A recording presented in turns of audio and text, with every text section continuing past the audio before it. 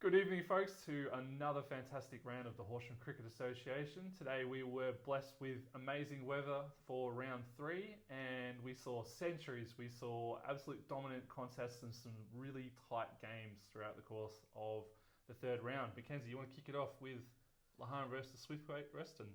The Demons elected to bat on their home turf, and despite a solid 32 runs from Max Bunworth, they were in a bit of a struggle.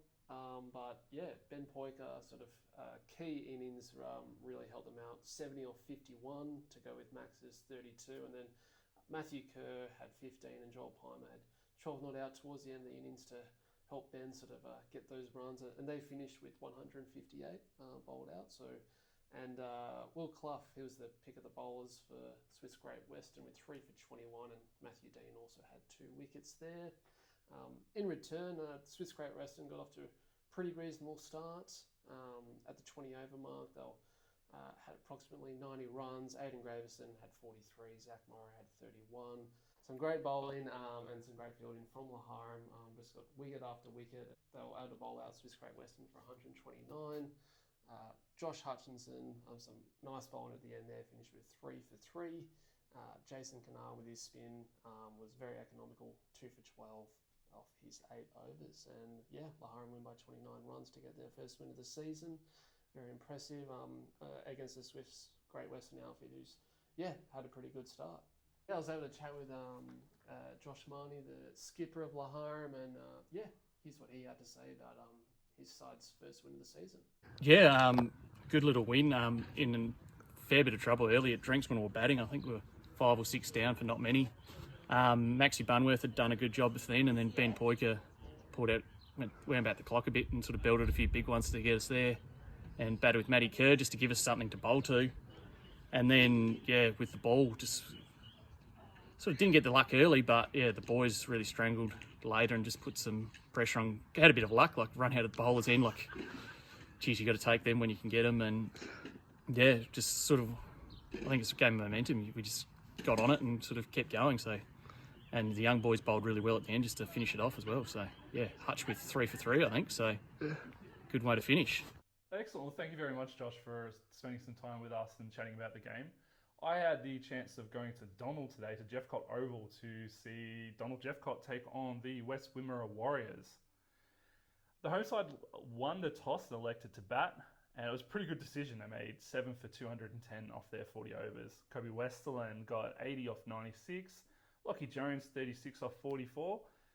For the Warriors, Brody Kramer, 3 for 52 off the 8. Austin Merritt, 1 for 20. In return, it was Brad Alexander who got the Warriors over the line with an amazing 124 not out off 118. Just smashed the ball all over the park. Mitch Dallenberg, his opening partner, scored 51 off 83. And if it wasn't really for the amazing bowling from Bronte Campbell, who was on a hat-trick at one stage, I think the West Wimmera Warriors would have absolutely walked all over the park. But it got them right down to the second last over before they won by 3 wickets. At Dimboola Road, Tigers hosted the Bull Ants. The home side won the toss, elected to bat. Unfortunately not the best day for them. Only one player managed to get double figures. Marty Knight finished with 31 not out of 41 balls, as the Tigers struggled to be all out for 60. Host of sort of Bull Ants bowlers got the wickets, led by skipper Tony Cacaviello, finished with 3 for 13. Matthew Coombe finished with 2 for 1. Jack Coombe had 2 for 2 off his 3 balls. And for the Bull Ants, in return, they were to chase down the total, losing just the 1 wicket in just over 10 overs. Jason Harris led the way with 39 not out, and David Pauls finished with the only wicket for the Tigers, finished with figures of 1 for 22 off his 5. We're able to get a bit of a chat with Phoenix Hopper after the game. This is what Phoenix had to say about the Bull Ants win and their start to the season.